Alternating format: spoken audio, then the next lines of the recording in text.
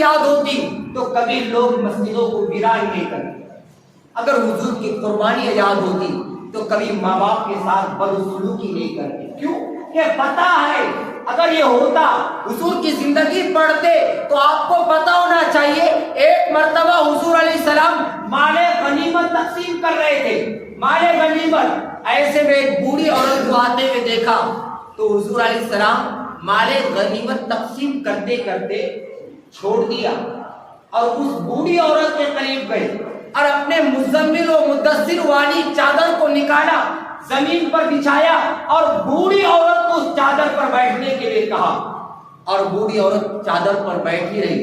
حضور علیہ السلام اس کی گفتگو سنتے رہے، جو سب کو سناتا تھا آج وہ سن رہا تھا، جس کی سب سنتے تھے آج وہ نبی ایک بوڑھی عورت کی گفتگو سن رہا ہے اور کان اسی طرف ہے۔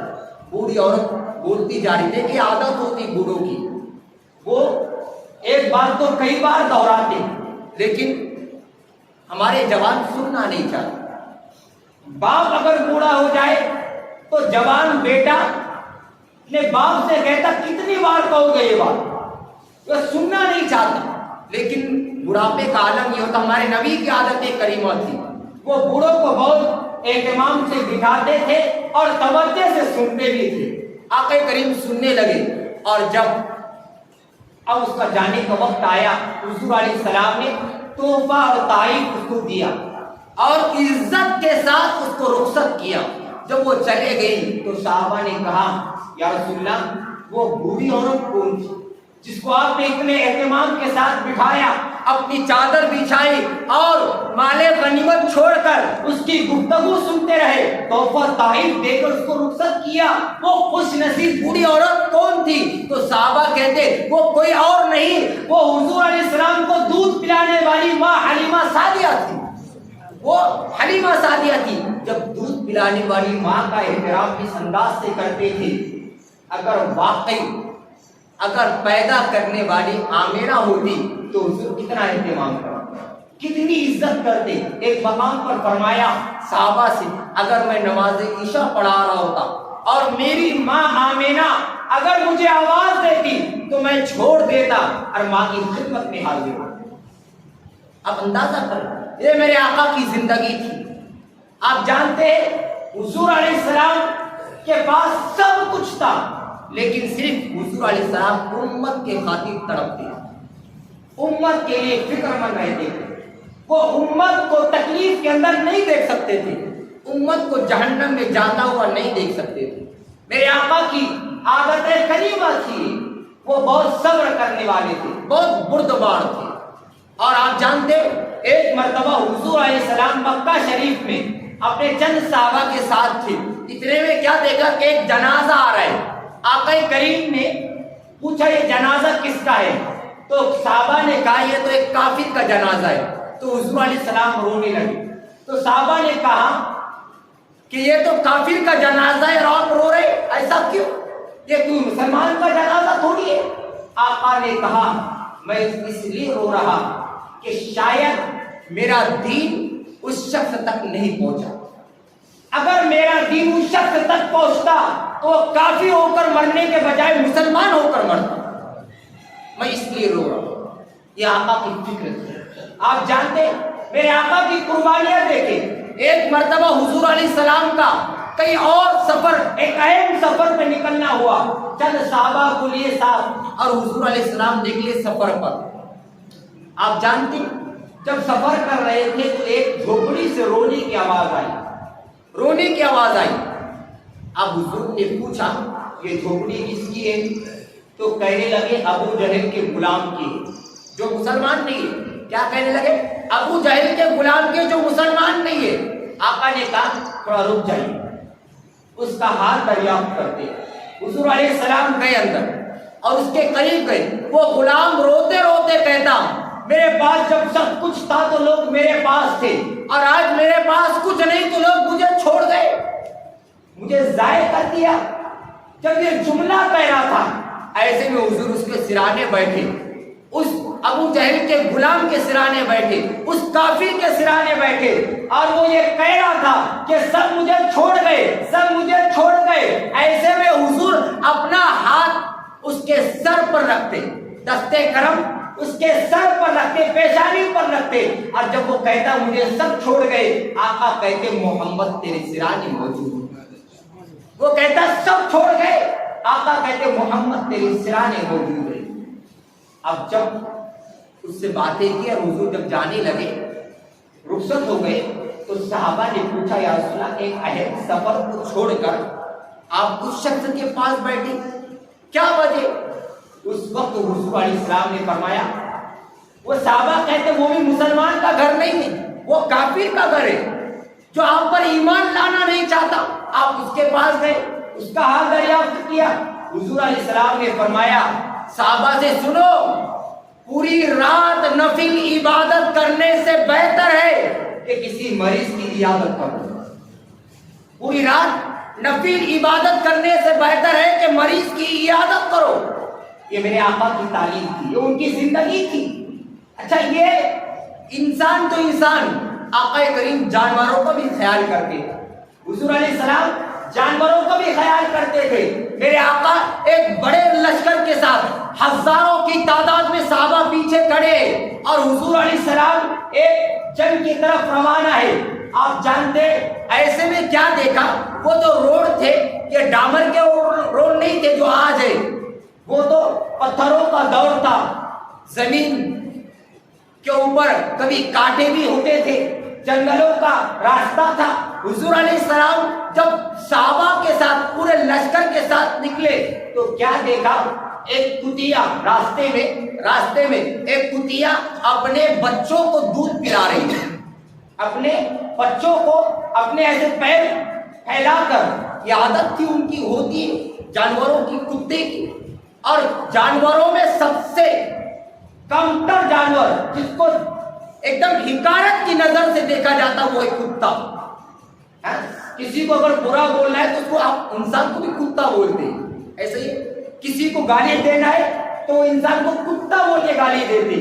اس کا مطلب یہ کہ جانوروں میں سب سے ذلیل جانور بھی اگر کوئی ہے تو وہ کیا ہے؟ کتا ہے، یعنی اس کو سب سے ذلیل سمجھا جاتا ان کے جانوروں میں۔ اب حضور علیہ السلام جب سفر کر رہے تھے تو راستے میں کتیا کو دیکھا انہوں نے، وہ اپنے بچوں کو دودھ پلا رہے ہیں۔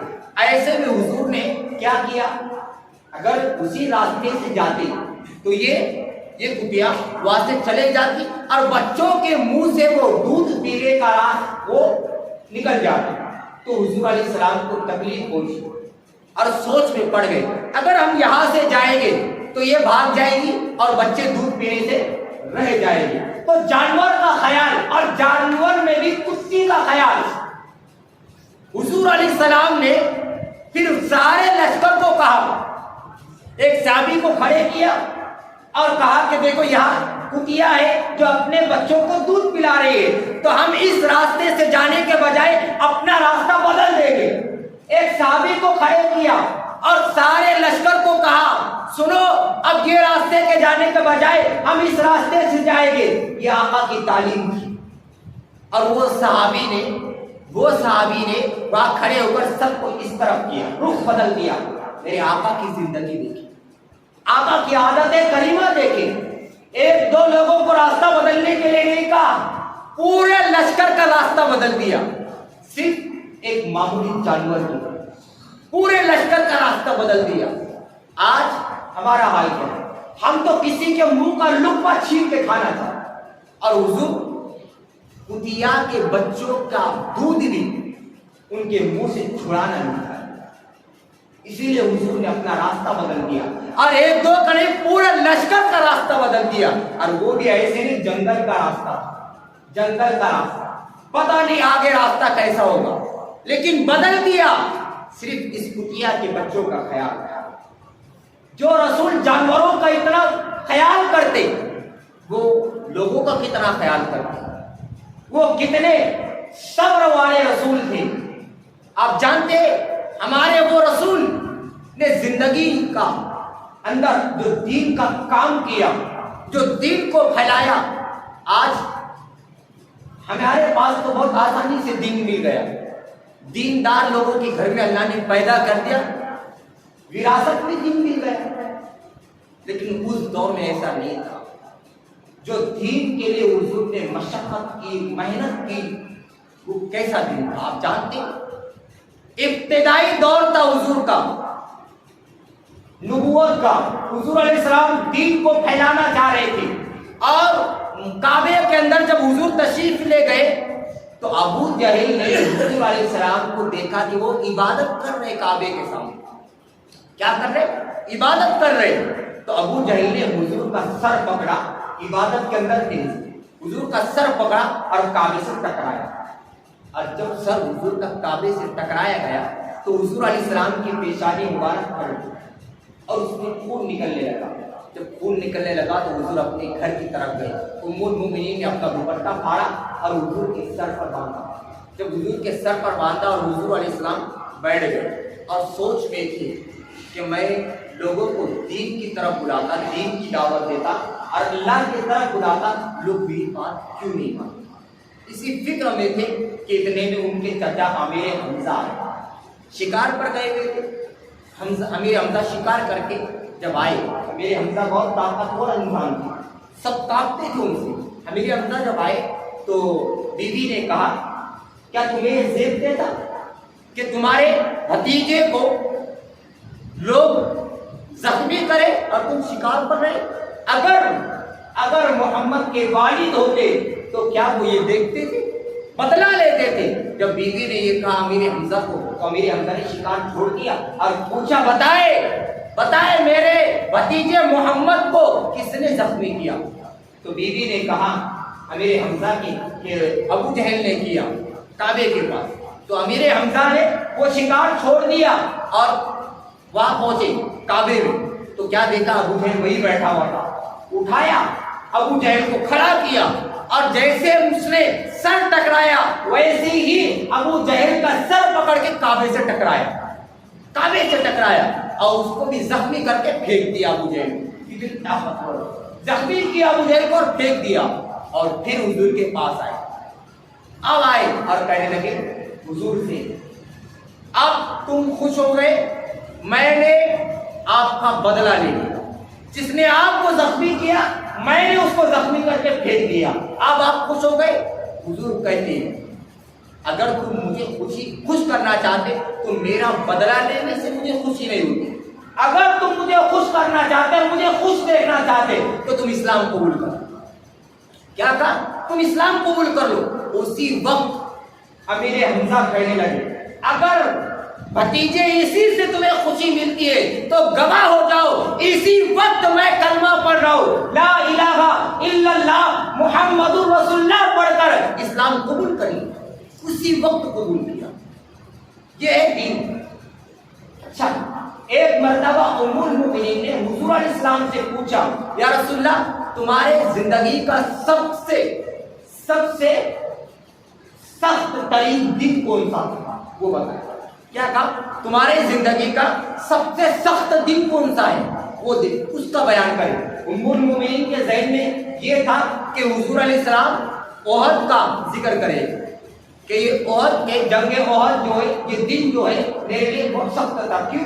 ان کے ذہن میں یہ تھا ام المؤمنین کہ شاید حضور اسی کا ذکر کرے گی کیونکہ احد کے اندر امیر حمزہ کو شہید کیا گیا. احد کے اندر 70 جانثاروں کو حضور نے شہید ہوتے ہوئے دیکھا. 70 جانثاروں کے حضور علیہ السلام نے جنازے اٹھائے. احد کے میدان میں حضرت امیر حمزہ کو شہید کیا گیا. ان کی ناک کاٹی گئی، ان کے کان کاٹے گئے، ان کی زبان کاٹی گئی، ان کے گال کاٹے گئے اور ہار بنا کر پہنایا گیا. اس طرح سے زخمی کیا گیا. اچھا، امیر حمزہ تو دور کی بات، ہمارے نبی کو بھی زخمی کیا. اتنا زخمی کیا کہ حضور علیہ السلام کے گالوں میں سلیے ڈالے گئے.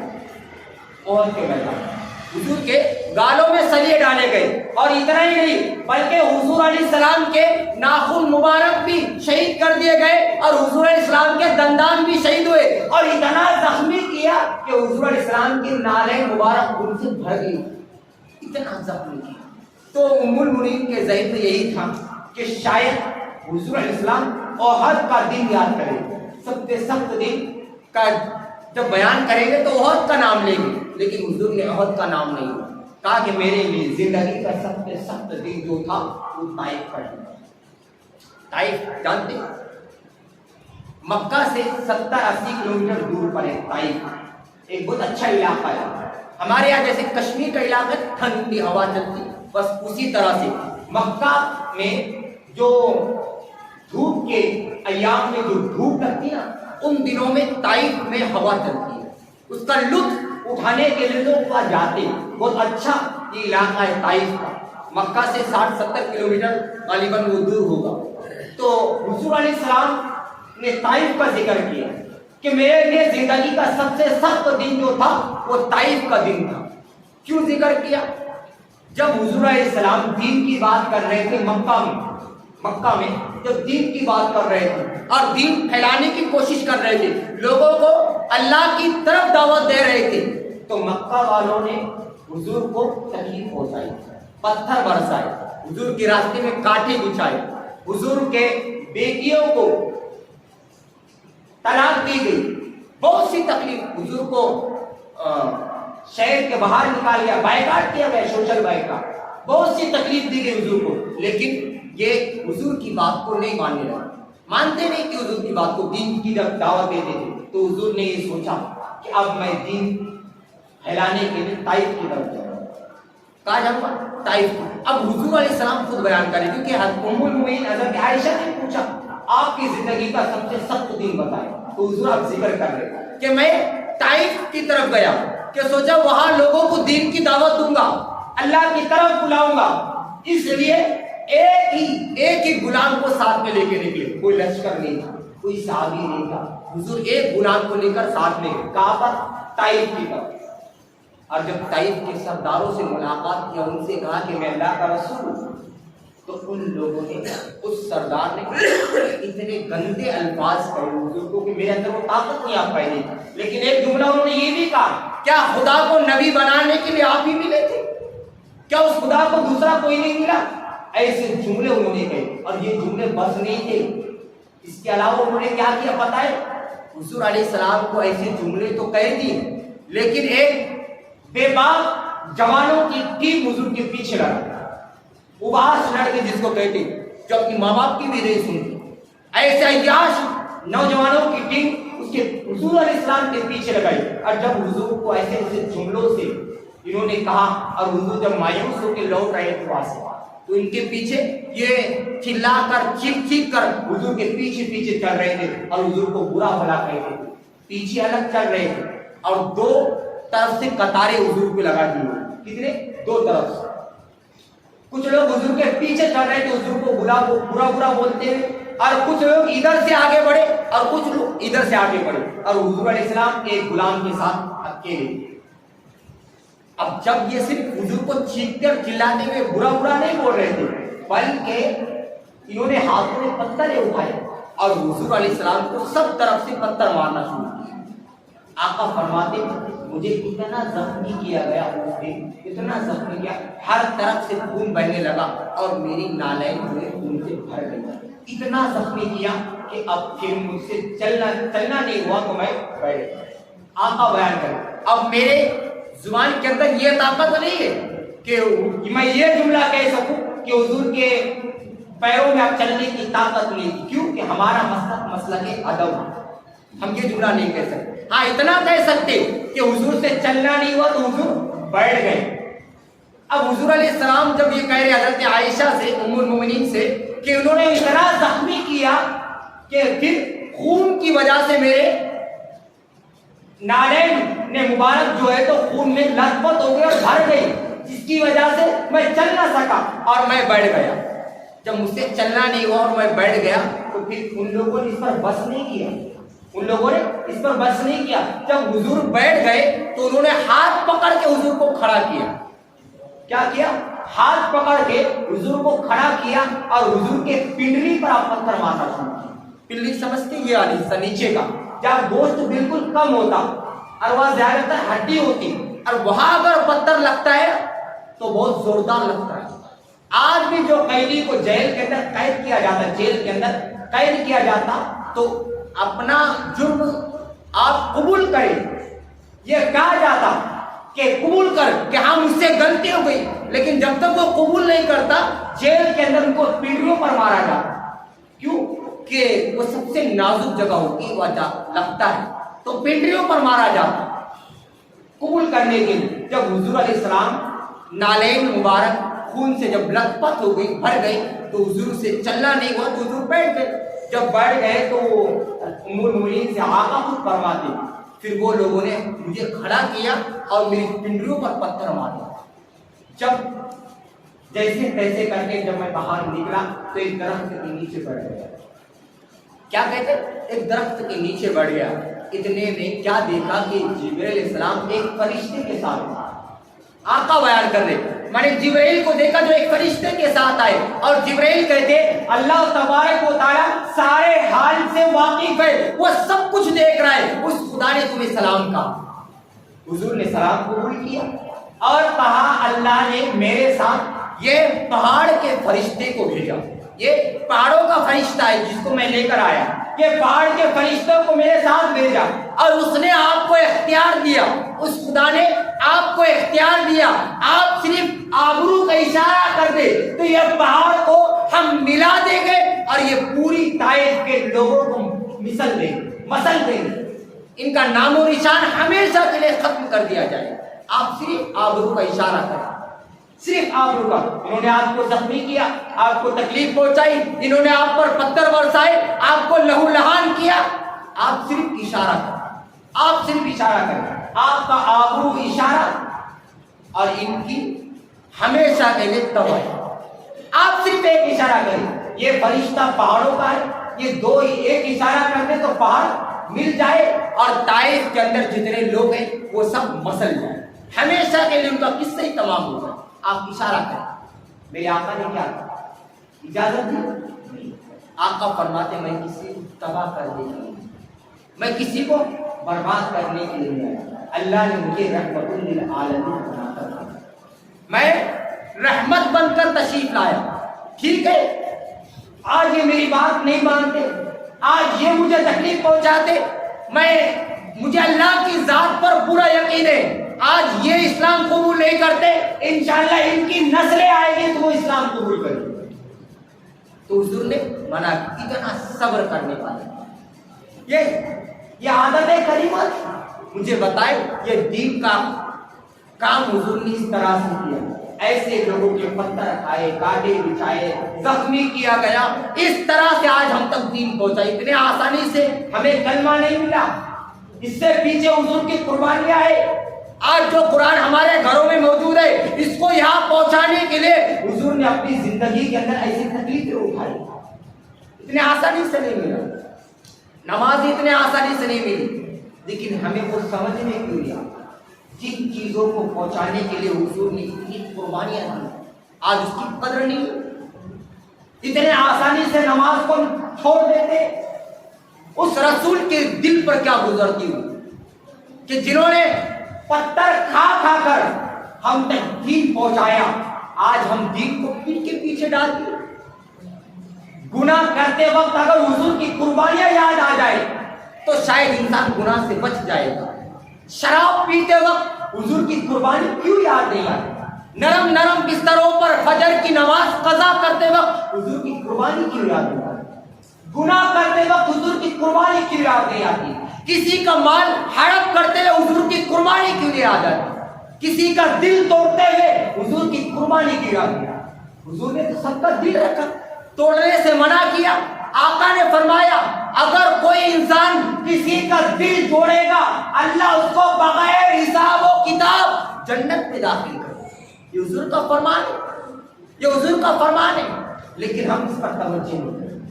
اب جب یہ بات ابو بکر صدیق کو پتہ چلی تو رونے لگے، تو عائشہ فرماتی ان کی بیٹی بابا اس میں برا کیا ہے؟ آقا نے کیا کہا؟ اگر کوئی کسی کا دل جوڑے، دو ٹوٹے ہوئے دل کو اگر کوئی جوڑ دے اللہ اس کو بغیر حساب و کتاب جنت میں داخل کرے گا۔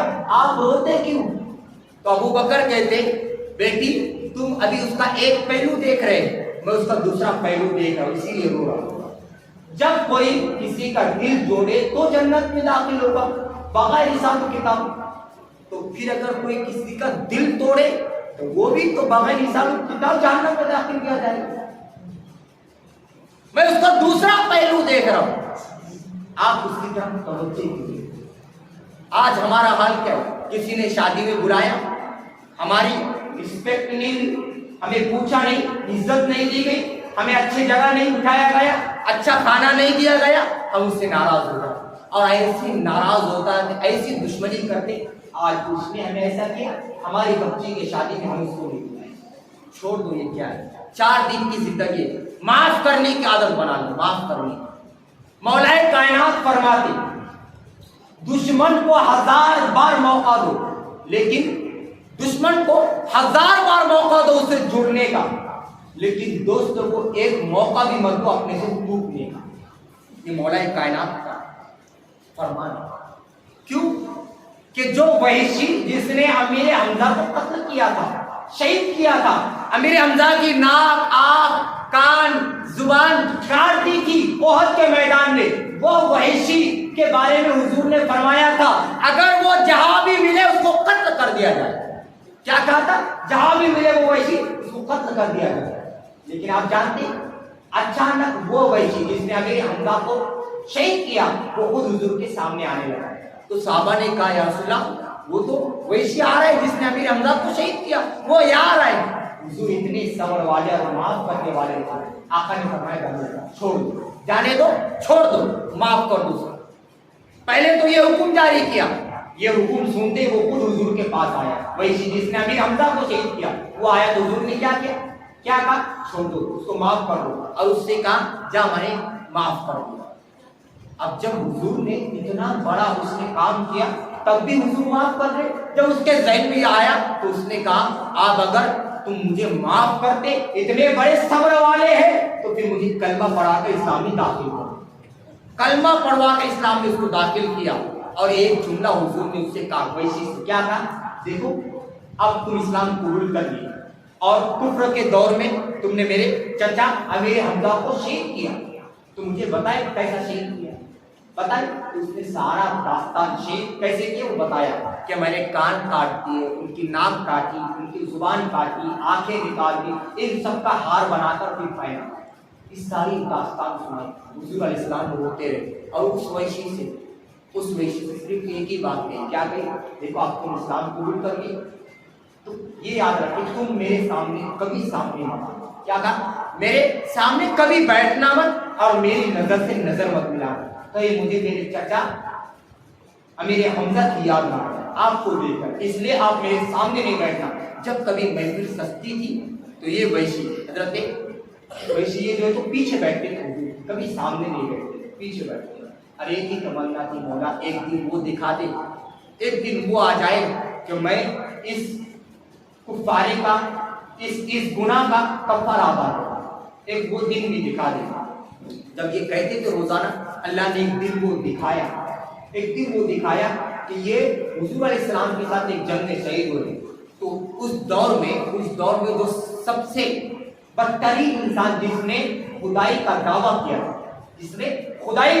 کیا تھا، یہ حضرت وحشی نے اس خدائی کا دعویٰ کرنے والے کو ایسا زخمی کیا اور اس کے سینے پر اپنا پیر رکھ کر کہا، مولا وہ میرا جو دور تھا کفر کا، میں جب اسلام قبول نہیں کر چکا تھا اس کفر کے دور میں میں نے سب سے اچھے انسان کو شہید کیا، اور آج اسلام میں داخل ہو گیا تو اس دور کے سب سے برے انسان کو میں نے قتل کیا، وہ سب سے اچھے انسان کو جو میں نے قتل کیا نا، اس گناہ کا کفارہ اس برے انسان کا بنا دیا، جس کو جو میں نے قتل کیا نا اس برے انسان کو، بس یہی موت اس کی اس اچھے انسان امیر حمزہ کی شہادت کا کفارہ بنا، اللہ نے معاف کر دیا۔